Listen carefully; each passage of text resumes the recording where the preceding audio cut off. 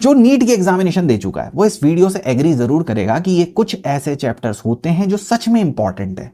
और मैं अपने एक्सपीरियंस से आपको बताता हूं कि ये वो चैप्टर्स हैं जो इंडिपेंडेंट भी हैं, मतलब इनका किसी और चैप्टर से उतना लेना देना नहीं है। मतलब आप पहले दिन पे भी चाहें तो इन्हें पढ़ सकते हैं। ये most important chapters independent chapters होते हैं जो पढ़ के आप शुरू से ही एक हेड्स ऑन ले सकते हैं। आखिरी में वीडियो बनाते हैं, बोलते हैं यार 50% सिलेबस फ्रॉम 10% ऑफ चैप्टर्स। तो ये वही चैप्टर हैं जिनको आप शुरू में खत्म कर सकते हैं। शुरू में ही क्यों खत्म करना है? ये इंडिपेंडेंट चैप्टर जिनकी बात हम कर रहे हैं, इनको शुरू में ही खत्म क्यों करना है? क्योंकि शुरू में तुम्हारा जोश आई है। अगर तुम्हारा जोश अभी से ऊपर है और तुम शुरू में वो चैप्टर्स खत्म कर दोगे जो खतरनाक हैं, जैसे करंट इलेक्ट्रिसिटी, आपको कुछ पढ़ने की जरूरत नहीं, लेकिन शुरू में आपने अगर उसे खत्म कर दिया तो करंट इलेक्ट्रिसिटी से क्वेश्चन आते हैं भाई। मॉडर्न फिजिक्स, आपको पता है कि इनसे क्वेश्चन आएंगे। तो ऐसे चैप्टर्स मैं आपको बताने वाला हूं जिनको आप शुरू में ही खत्म कर दो।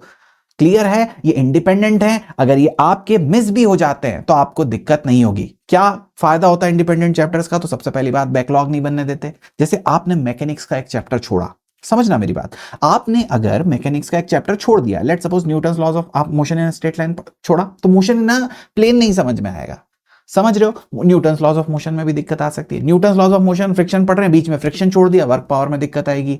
आपने Newton's laws of motion, friction के बाद वर्क पावर करा, सर्कुलर मोशन छोड़ दिया, रोटेशन में दिक्कत आएगी। रोटेशन का एक भी टॉपिक छोड़ा तो आपका मैकेनिक्स इनकम्प्लीट सा फील होगा। हमेशा यही होता है कि जब मैकेनिक्स चलता है तो आपको पूरा एक साथ, पूरा एक फ्लो बनाने के बाद मैकेनिक्स करना चाहिए। 11th वाले बच्चे बहुत परेशान रहते हैं क्योंकि बीच में बैकलॉग बन जाता है, टेस्ट आ जाते हैं, पर पूरा एक साथ मैकेनिक्स कंप्लीट नहीं हो पाता।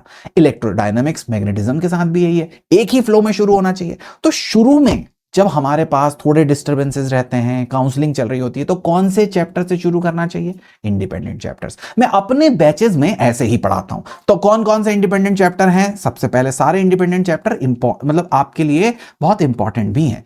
ठीक है, मेरा नाम अनुपम उपाध्याय है। मैं आपको इस चैनल पे और हमारे बैचेस में फिजिक्स पढ़ाता हूं। मेरे से फिजिक्स पढ़ने के बाद बहुत सारे बच्चे बेटा सिलेक्ट हुए हैं, जिनमें से एक प्राणी का अभी मैं आपको इसी सेशन में एग्जाम्पल भी देने वाला हूं।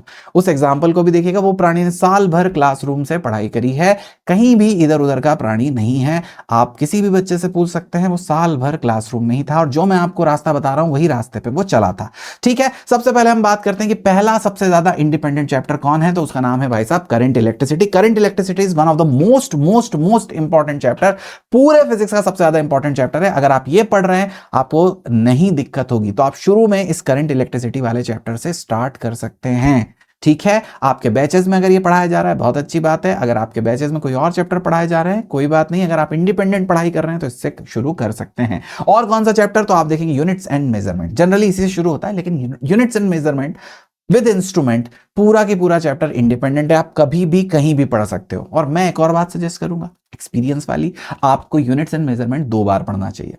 यूनिट्स एंड डायमेंशन वाला पार्ट तो एटलीस्ट 2 बार पढ़ना चाहिए, एक शुरू में और एक सबसे आखिरी में, जब आपको पूरे टॉपिक, पूरे नाम सब कुछ याद हो, सारे फॉर्मूले याद हो, तब फिर से डायमेंशन वाला पार्ट फिर से पढ़ना चाहिए और गंदे गंदे क्वेश्चन मन से बना करके, गंदी डायमेंशन का डायमेंशनल एनालिसिस खुद से बना करके करना चाहिए। इसके अलावा डुअल नेचर की बात हो गई, डुअल नेचर, एटम्स और वही न्यूक्लियर, ये जो तीनों चैप्टर है, डुअल नेचर, एटम्स, न्यूक्लियर, भाई ये क्रेजी चैप्टर है। आप मान के चलो कि ये चैप्टर आपके हद काम के चैप्टर है। इनसे भाई साहब बहुत क्वेश्चन उड़ के आते हैं। डुअल नेचर हो गया, एटम्स हो गया, न्यूक्लियर हो गया, भर के क्वेश्चन आएंगे और इनके लिए किसी और चैप्टर की जरूरत नहीं है। इनफैक्ट आपने एटम्स पढ़ा, आपने न्यूक्लियर पढ़ा, आपको ऐसा फील होगा कि ग्रेविटेशन भी काफी कुछ इससे, आधा ग्रेविटेशन इलेक्ट्रोस्टैटिक्स है, ग्रेविटेशन का बाद वाला पार्ट आपको एटम्स के अंदर देखने को मिलेगा। काफी कुछ सिमिलर है भाई साहब यहां पे। इसके बाद आपके पास आता है ray optics. Ray optics is crazy भाई। रे ऑप्टिक्स मैं तो अपना सिलेबस ही रे ऑप्टिक्स से शुरू करता हूं। पहला चैप्टर अगर मैं पढ़ाता हूं तो रे ऑप्टिक्स पढ़ाता हूं। Ray optics is one of the most important chapter, आपको पढ़ ही लेना चाहिए शुरू में, क्योंकि जब आप आखिरी तक जाएंगे जोश कम हो जाएगा तो रे ऑप्टिक्स आपका भाई हमेशा ही आपको इनकम्प्लीट लगेगा। इनफैक्ट जैसा यूनिट्स एंड मेजरमेंट है, आई थिंक रे ऑप्टिक्स भी आपको 2 बार पढ़ना चाहिए, क्योंकि आप भूल जाते हैं पूरी प्रिपरेशन में, इतने सारे फॉर्मूले, इतनी सारी चीजें रे ऑप्टिक्स में आप भूल जाएंगे। पर जैसे कि मेरी क्लासेस में मैं पढ़ाता हूं, मैं आपको फिर से बता दूं मैं किस तरह से रे ऑप्टिक्स पढ़ाता हूं। मैं थोड़ा इंटरेस्टिंग तरह से पढ़ाता हूं। मैं बोलता हूं कि रे ऑप्टिक्स में 3 ही चीजें हैं। एक बार लाइट आ रही है तो लाइट को घुमा दिया गया, एक बार लाइट जा रही है उसको बेंड मतलब गुमराह कर दिया गया। अब घुमाया और गुमराह करा। अब घुमाना और गुमराह करना कैसे होगा? एक बार प्लेन सरफेस से होगा मिरर में, और एक बार कर्व्ड सरफेस से होगा। लेंस में भी, मतलब जो हम इस तरफ आएंगे रिफ्रैक्शन वाले पार्ट में आएंगे, गुमराह करने वाले में, तो भी plane surface, refraction from plane surface, total internal refraction, prism. Curved surface ही मिलकर के क्या बना देती है? लेंस।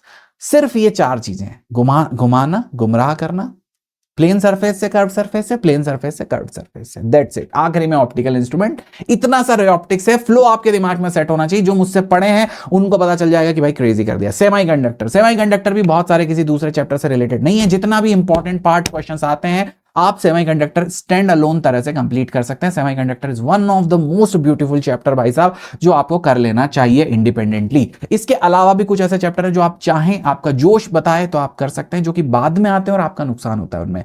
पहला है भाई साहब समर, आपका थर्मल वाला पूरा पोर्शन आप अगर करना चाहें तो पहले कर सकते हैं, कोई दिक्कत नहीं है। इसके अलावा जो आपके करंट से रिलेटेड चैप्टर्स हैं, मैग्नेटिज्म से रिलेटेड चैप्टर हैं, वो अगर आपने करंट इलेक्ट्रिसिटी कर रखा है तो कर सकते हैं, but I will not suggest कि मैग्नेटिज्म वाले चैप्टर्स पे आपको जाना चाहिए। आप फ्लूइड्स वाले चैप्टर पे जरूर जा सकते हैं, वो एक चीज है जिसे आप कर सकते हैं।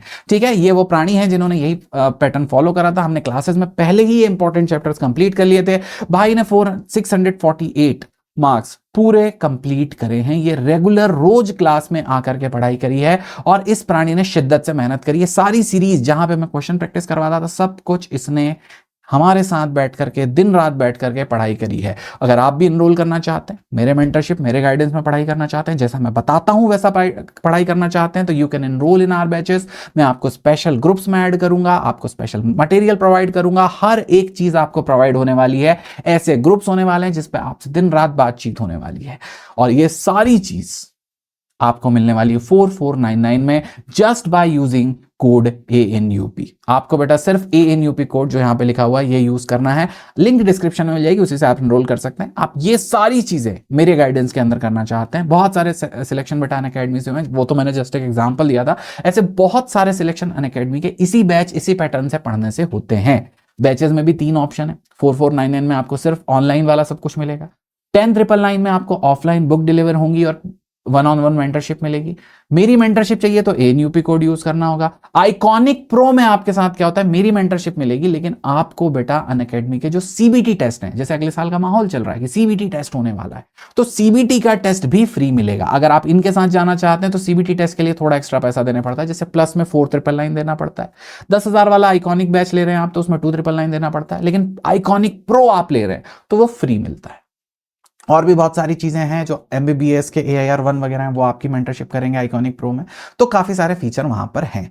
और ये हमारा लास्ट बैच है जो 27 जुलाई से स्टार्ट हो रहा है।